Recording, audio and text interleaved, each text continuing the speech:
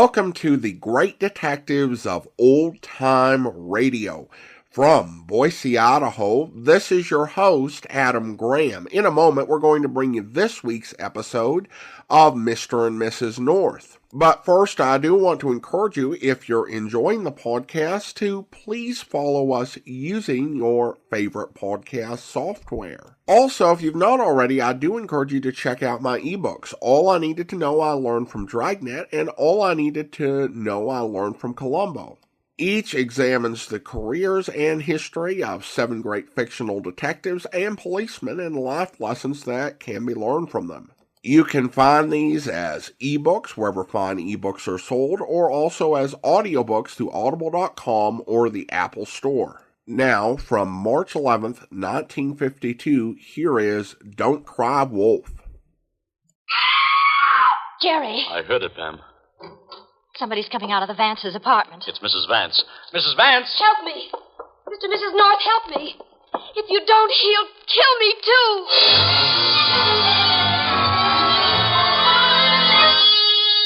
Mr. and Mrs. North, starring Joseph Curtin and Alice Frost. Listen as Pam and Jerry solve the mystery, Don't Cry Wolf. There are few bonds stronger than those made of the memories of men who went to school together, went to war together, and returned to peace together. Those are the bonds that held Harold Vance to Carl Lederer. Strong bonds of many strands. Yet suddenly the bonds have snapped, for there is hatred in Vance's eyes as he glares at the man who was his friend. You heard me, Carl. I don't want you ever to set foot in my home again. Yeah. And you seem to mean it. But I can't believe Of course I mean it. Now, look, old man, I don't know what it is that's eating you, but whatever it is... I don't want to discuss it. I do. Our friendship means too much to me to Friendship? You're a fine one to talk about. Friendship. Are you going to get out of here, or do I have to throw you out? I think at least I have a right to know the reason. You know the reason. Tell me anyway. Louise. What? What about Louise? Oh, don't act so innocent. She told me all about it. All about what? There's nothing to tell. Nothing to tell? I should have known without her telling. I saw things, lots of things. But you were my friend. I never imagined. Are you trying to say I made love to your wife? You wanted to. Tried to. Would have if she'd let you. You're crazy. I tell you, she told me. Then she's crazy. And I've seen enough of myself.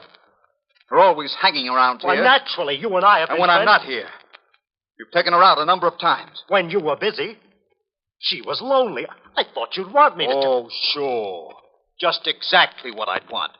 My pal playing around with my wife. Oh, really, Harold, this whole thing is ridiculous. As a matter of fact, if you want the truth, I really don't even like Louise. Sure. When you see she won't give you a tumble. No. I don't like what she's doing to you. You've been different ever since you met her. The trouble with I her... don't need you to tell me about Louise. You don't like her, that's fine. She certainly doesn't like you. And she doesn't want you around here bothering her. So are you going to... Must be Winters. I asked him over on business. And since you and I haven't anything more to say to each other... No, it's no use now. I can see that. Maybe some other time when you've come to your senses... That's just it.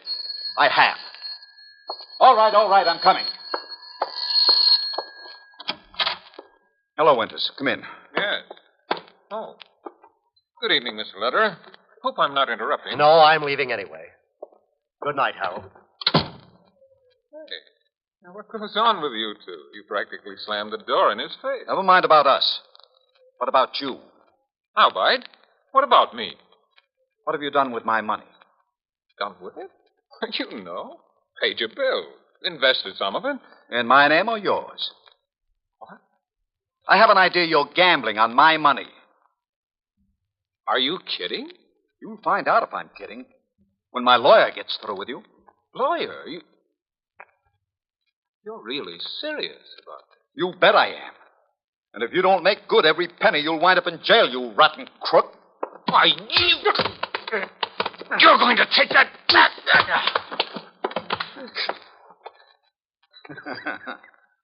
Did you say I'm going to take something back? I'll take it back if I'm wrong. You are wrong, Vance. I hope so, but I doubt it. Anyway, we're going to have an accounting. You're going to tell me exactly what you've done with the money. Anything I don't like or I don't understand. I'm setting up an appointment with the lawyer, and you can tell him. But first, go on upstairs and do something about that nose. You're getting blood on my carpet.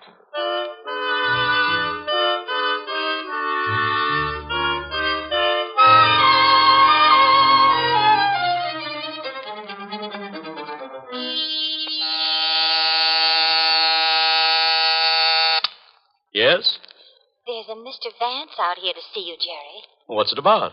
He says he's considering suing you. Oh, well, as long as he isn't trying to sell me something. All right, Pam, tell him to come in. Yes, Jerry. Sue me, shoot bullets through me.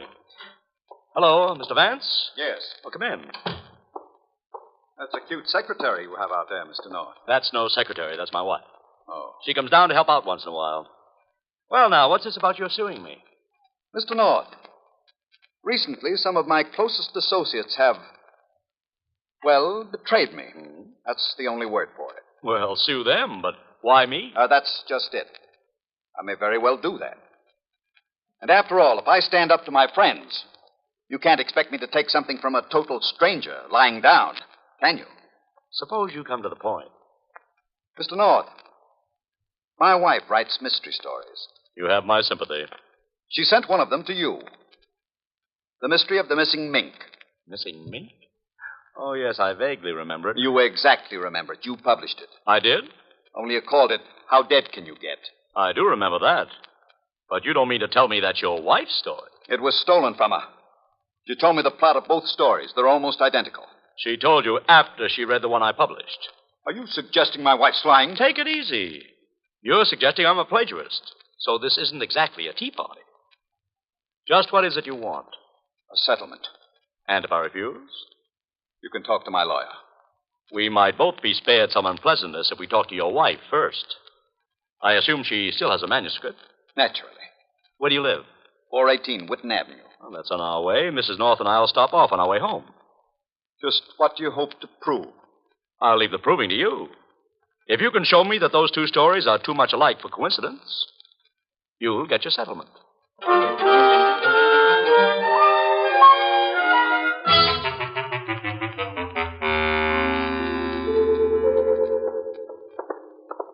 I don't think he was very observing. He should have been able to tell by your eyes that you wouldn't. Who should have been able to tell by my eyes that I wouldn't what, dear? Mr. Vance, that you wouldn't do anything dishonest. You have very honest eyes, Jerry. Oh, well, thank you, darling. Apartment 9G, this is it. I'll ring. As a matter of fact, dear, I don't think Mr. Vance noticed my eyes. He was more interested in yours. He thinks you're cute. Oh, really? So he said. Do you still think he's not observant? Well, I just thought. Yes? Mrs. Vance? Yes. We're Mr. and Mrs. North. Oh, yes. Harold said you were coming. Come in, won't you? Thank you. He's in his study. I'll call him. But I would like to talk to you first. Won't you sit down? Thank you. I'm terribly sorry about this misunderstanding. Misunderstanding? Why, yes, about the story. I told Harold there were a few things in the two stories that were similar, but I never meant to suggest that, well, that there was any question of plagiarism. I'm glad to hear it. When Harold came home tonight and told me he'd been to see you, why, I felt like a fool. You see, I don't know just how to put this. He's terribly suspicious. He doesn't trust anyone. Yes, he told me his friends are betraying him. Awful. He's accused his business manager of cheating him, and he's ordered Carl Lederer, his oldest friend, never to come here again. Did he give you any reason, Mrs. Vance? Why, he thinks... Too ridiculous. I'd rather not discuss it. Well, that's all right. It's really none of our business. And as long as the matter of the story is cleared up... Yes, I think it is. I'll try to convince him. The trouble is, though, he doesn't even trust me. He keeps on spying on me as though I... Oh, what's the matter? I don't know. It's a pain under my heart. Can we do anything? No. It'll go. I've had this before. It happens sometimes when I drink. Harold brought me a cocktail a little while ago, and I guess it's... Yes, Mrs. Vance, what is it? I just happened to think. It only happens when he mixes the drinks. Good Lord, are you trying to say... Shh, please. What's the matter? I told you Harold spies on me. I heard a sound out in the hall. He must be out there, listening. I'll go see. Hello, Mr. Vance. Oh, Mr. North. So you did come? Yes. How long have you been out here in the hall? What? I just came down from the study. I heard the doorbell a little while ago and thought it must be you. But you haven't been waiting out here? You didn't hear our conversation with your wife? No, why? Is it a secret? No, it's just we thought we heard someone. Well, it doesn't matter. The important thing right now is your wife. She's not feeling well. What? Louise, what is it? What's wrong? I'll be all right. If there's anything we can do. No, I'll take care of her. Well, You'd better run along so she can rest. We'd like to help. I said I'll take care of it. Thanks, just the same. She may need a doctor. Then I'll call one. Now, will you please go?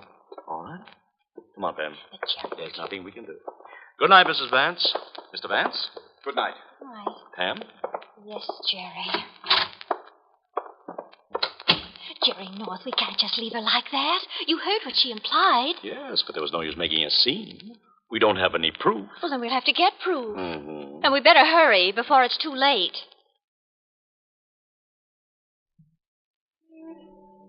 What are we going to do, Jerry? Well, first, let's see if there's a drugstore anywhere. Yes, there's one down the block. Come on. What are you going to get? Nothing. I just want to look in a phone book. For what? Or who? Carl Lederer. Mrs. Vance said he's Vance's oldest friend. Oh, that's right, Jerry. But she said Mr. Vance had a fight with him, ordered him out of the house. Yes, and he ordered us out. But you think Mr. Lederer may disobey the order, huh? I think he's likely to be in a better position, too, than we are. Oh. After all, dear, old friends can rush in where strangers may not tread. I only hope he's in the phone book.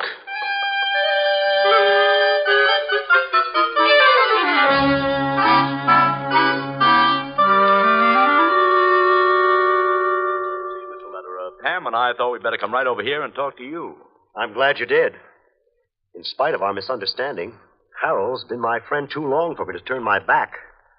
I want to see him do anything he'll regret. Do you really think he'd harm his wife? What? Oh, no, of course not. But I can see how she'd think so. Very unwholesome things going on in that house, very. Mr. Vance seems to think everyone's turned against him, and he's fighting back. I know. I'm going to have to make him realize how foolish.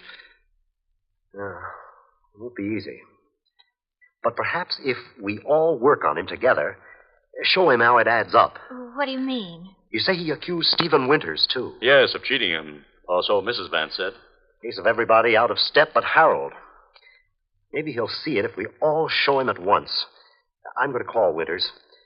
See if he can meet us over there. You want us to go back with you? No, not right away.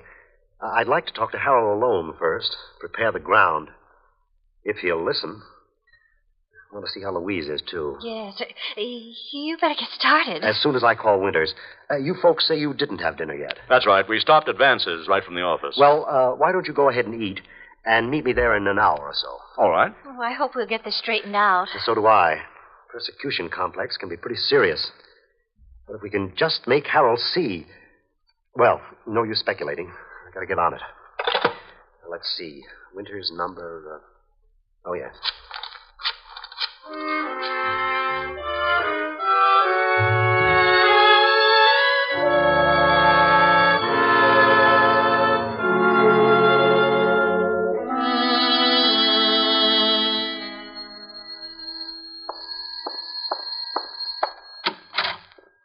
Oh.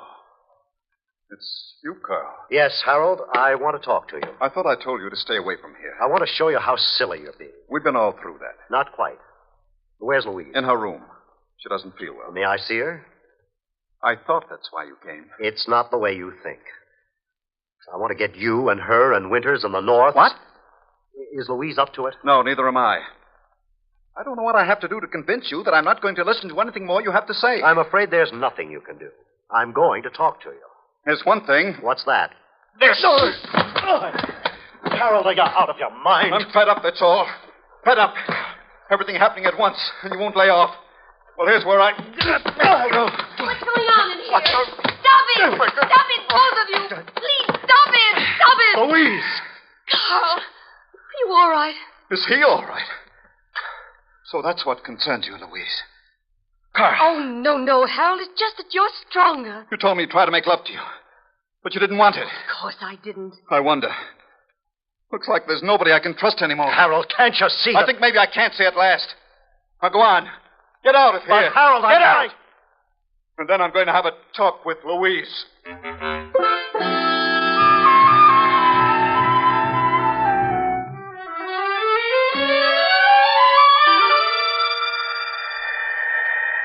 You know, Jerry, sometimes friends aren't the best judges. Aren't the best judges of what, darling? Of friends, of course. After all, Jerry, what else could friends be of? I don't know. You have me a little confused. So friends aren't the best judges of friends. Oh, here we are, dear. 9th floor. Like Mr. Lederer, for instance. He can't believe that Mr. Vance would try to poison Mrs. Vance because he likes Mr. Vance. Oh, whereas I can very well believe it. Because you don't like Mr. Vance. Well, he accused you. I don't like that. Which doesn't make him a wife poisoner. Jerry, I heard it. somebody's coming out of the Vance's apartment. It's Mrs. Vance. Mrs. Vance! Help me! He tried to kill me, too. Don't let him. What? She's pointing back to the apartment.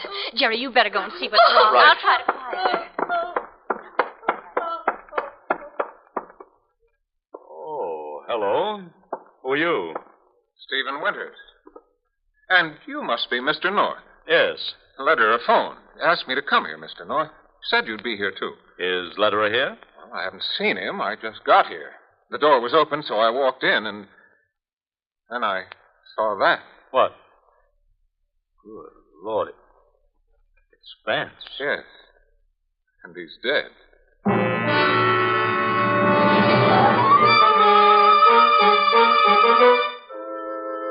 Yes, Bill, that's right. Apartment 9G. Yeah, we'll wait. So long. The police will be right over, Mr. Winters. Good. Hey, Pam, where's Mrs. Vance? I thought you were going to stay with her. She broke away, Jerry, so I came in. Broke away? Yes, she seemed terrified. She said that Mr. Winters killed her husband and he'd kill her, too. I? Why, she must be crazy. Just what did happen, Winters? I don't know. I told you the door was open, so I walked in and found Vance lying there. Did you touch anything? I didn't have time. Just took a quick look at him, and when I heard a sound, turned, and there was Mrs. Vance staring at me. And when I turned, she screamed and ran out. You know the rest. Yeah. Where'd you go, Pam? She ran to the elevator. Before I realized what was happening, the door was closing. And there's only one elevator, so I couldn't catch her. Oh, we better try to find her. Well, you're not taking her fantastic story that I killed Vance seriously, are you? Not necessarily. But I'd like to talk to her as soon as possible. And I know the police will want to.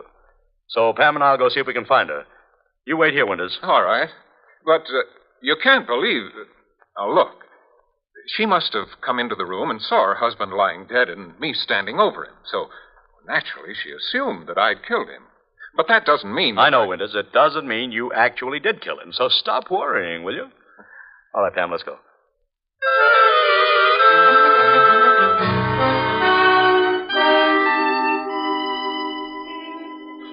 You see her, Jerry?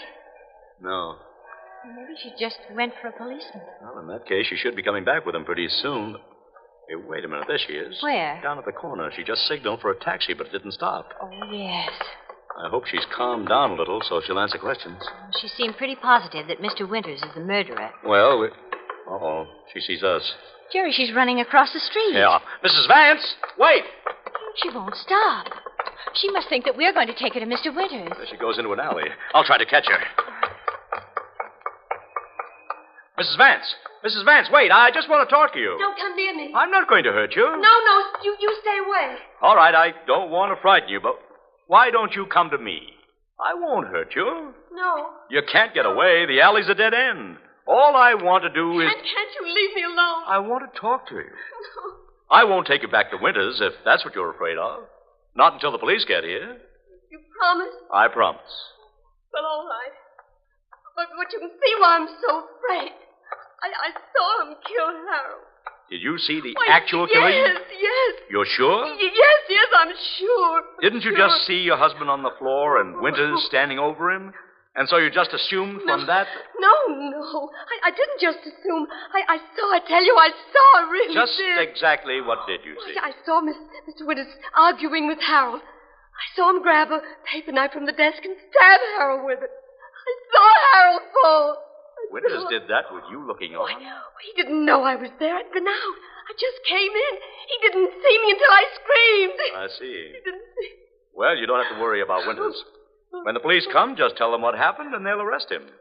Yeah, I guess you're right. Now, come on. We'll go out to the street. No, stop. What's the matter now? You let go of me. I only took your arm. No, stop! Mrs. Vance, what on earth is wrong?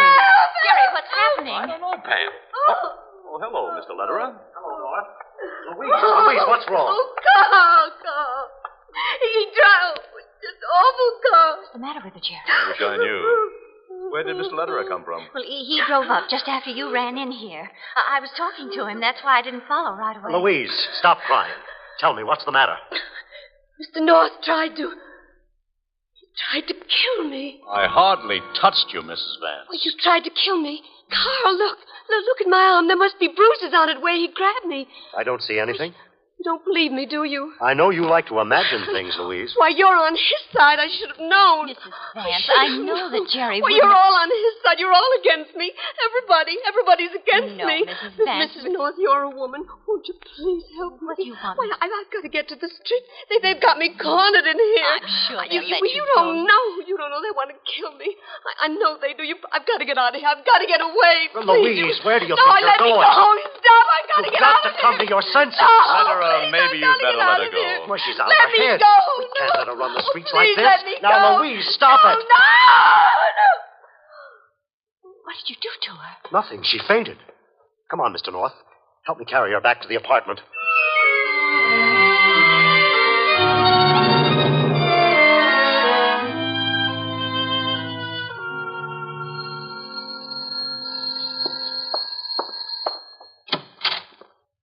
Oh. What happened to her? Fainted. Come on, North. Over to the sofa. Right.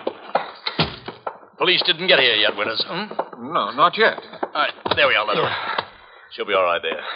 But you better call the doctor. Yeah. I knew she was unbalanced, but I had no idea it would go this far. Well, at least a few things begin to make sense at last. When you mentioned persecution complex, you were talking about Mrs. Vance, not her husband. That's right. She told him I was trying to make love to her, that you had stolen her story, and that Winters had cheated him in business. And he was so in love with her that he believed her. That's it, Winters. She drove him frantic, till he hardly knew what he was doing. I tried to make him see the truth, but he didn't want to. She was even suspicious of him. She accused him of spying and of trying to poison her. I know. That's why I wanted to talk to him tonight. Thought maybe with that I could open his eyes. But he wouldn't listen, started to fight. Ordered me out of the house again. I was coming back for one more try when I met you. Well, I'd better get that doctor.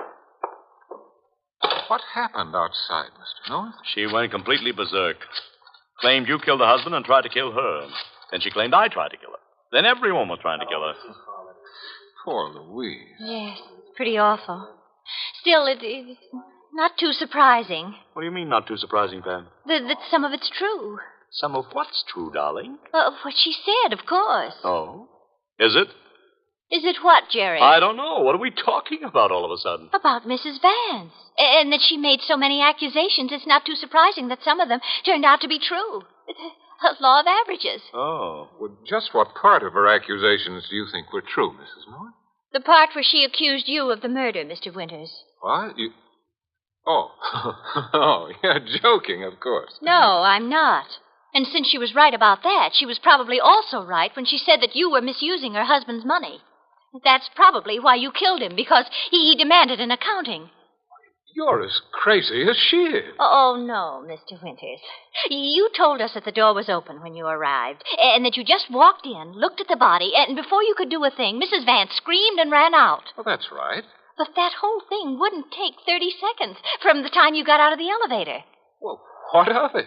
Jerry and I had already gotten off the elevator when Mrs. Vance screamed, and there's only one elevator in the building. So it had to go all the way down, stop, doors open and close, and bring us all the way up. And this is the 9th floor. She's right, Mr. Winters. You were up here a lot longer than you said you were. And there's no use looking for a way out of here now. The only way is the front door, and it sounds like the police are there right now.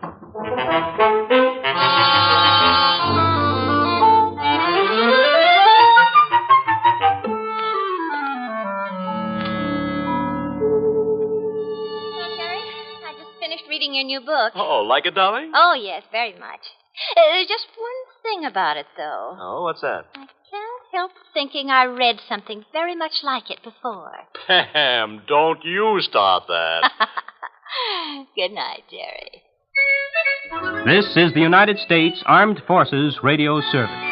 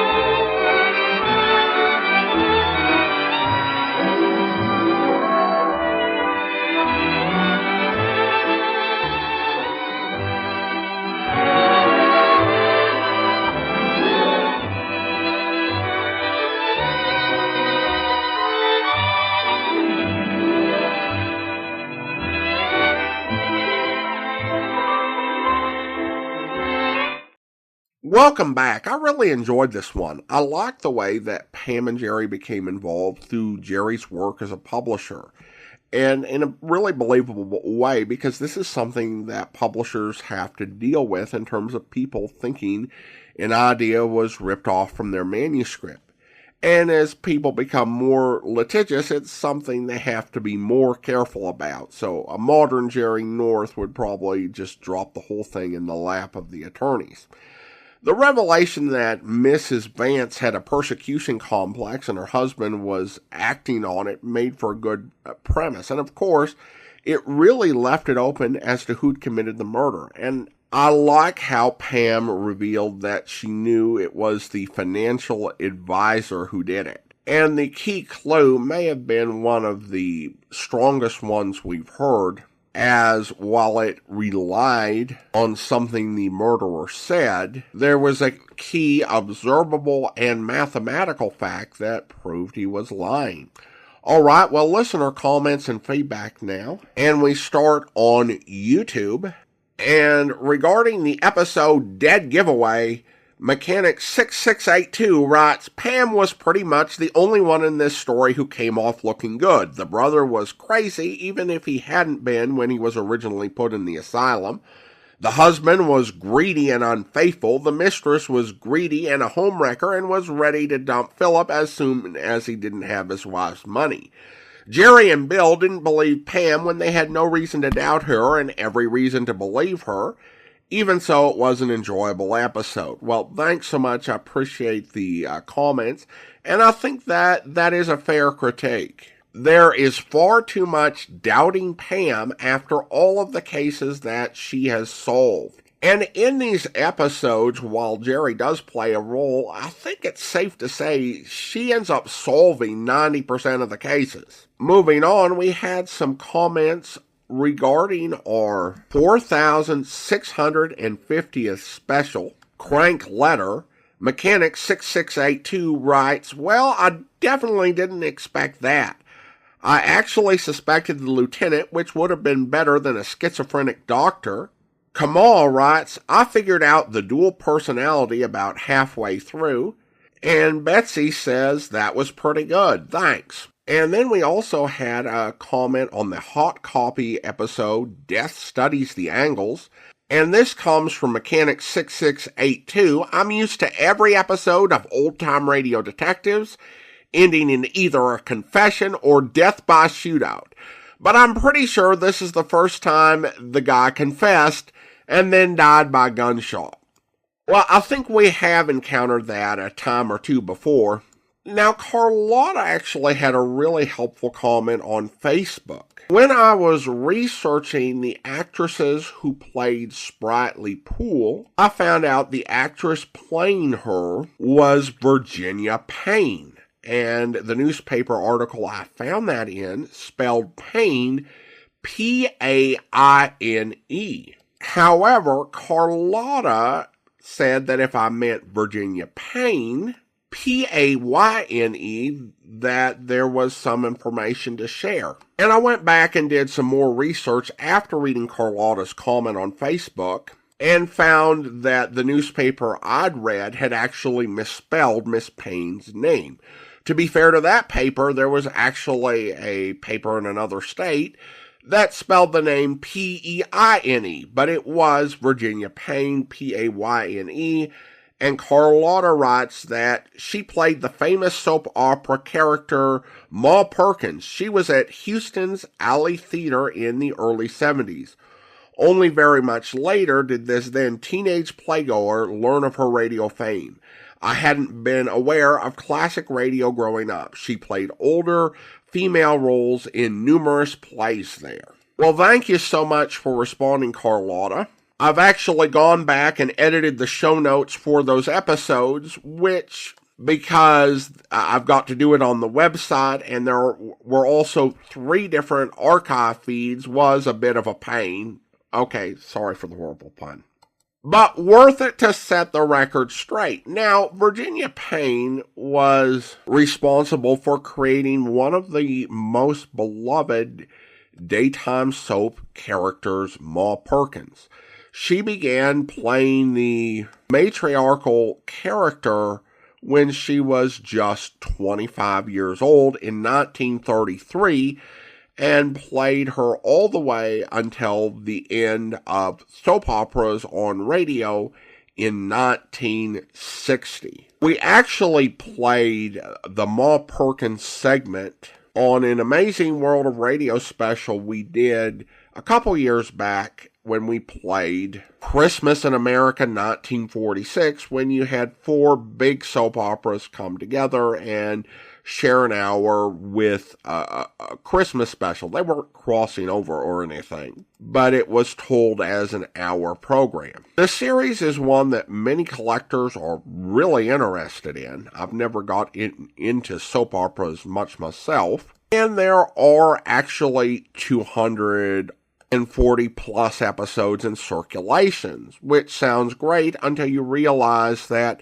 there were more than 7,000 episodes of Ma Perkins broadcast. There are very few pre-1948 episodes in circulation, but there is a period from late July 1949 to late March 1951, a period of 20 months where, while not every episode is in circulation, most are. And then from March 29th, 1951, the next 2,463 episodes are missing until the last 2 episodes from November 24th and 25th, 1960. So, again, a lot of lost episodes of Ma Perkins. Now, it might be tempting to wonder why Payne would take on the role of Sprightly Pool, given the fact that she had at this point been on Ma Perkins, which was very popular, for 11 years. And that goes back to something that I've talked about in the past, where radio was not really a full-time job, starring in a radio program. Certainly, it was good work, and for her work, she received good compensation. But just from a practical standpoint, it didn't take up that much of her week. She also had worked in other soap operas at the time, so taking on a primetime gig was far from unheard of. Bob Bailey also worked in daytime radio in Chicago and would do primetime work. But thank you so much. I appreciate the comment, Carlotta, and I always love to have my understanding clarified and learn something I didn't know before. Well, now it's time to thank our Patreon supporter of the day. And I want to go ahead and thank Rachel. Rachel's been one of our Patreon supporters since June 2022, currently supporting the podcast at the Shamus level of $4 or more per month. Thanks so much for your support, Rachel. And that will actually do it for today. If you're enjoying the podcast, please follow us using your favorite podcast software. And be sure to rate and review the podcast wherever you download it from. We'll be back next Thursday with another episode of Mr. and Mrs. North, but join us back here tomorrow for yours truly, Johnny Dollar, where... Hey, we've got work to do here. Well, after all... Now, look, Bart, this man Whipsit, his reputation in the past. I know exactly what you're going to say. I might have thought the same thing, Johnny, if I hadn't seen exactly what happened. Tell me what did happen. Lieutenant, you look very tired. Yes, Mr. Branson, I am. After all, having been up all night on this thing, suppose I bring Mr. Dollar up to date. Well, sure. Oh, no, you don't. I want to find out now, not next week. John. Go ahead, Bart. Well, Whipsit and his secretary, Perry Winkle, isn't that a name? Yeah, sure is. Where is she, by the way? Jefferson Hospital. Anyhow, they were here very late last night working on the books. Came a knock on the door. Whipsit opened it. This man barged in with a gun and demanded the Beaufort collection. And? Well, Whipsit argued with him, finally gave in when the guy threatened to shoot him. But Miss Winkle made a dash for the door. The intruder let her have it, held the gun on Whipsit, tore out the telephone line, then locked him in and disappeared. And that's it. Wait a minute. How could he lock Whipsit in his own... I hope you'll be with us then. In the meantime, send your comments to box13@greatdetectives.net. Follow us on Twitter at Radio Detectives and check us out on Instagram. Instagram.com/Great Detectives. From Boise, Idaho, this is your host, Adam Graham, signing off.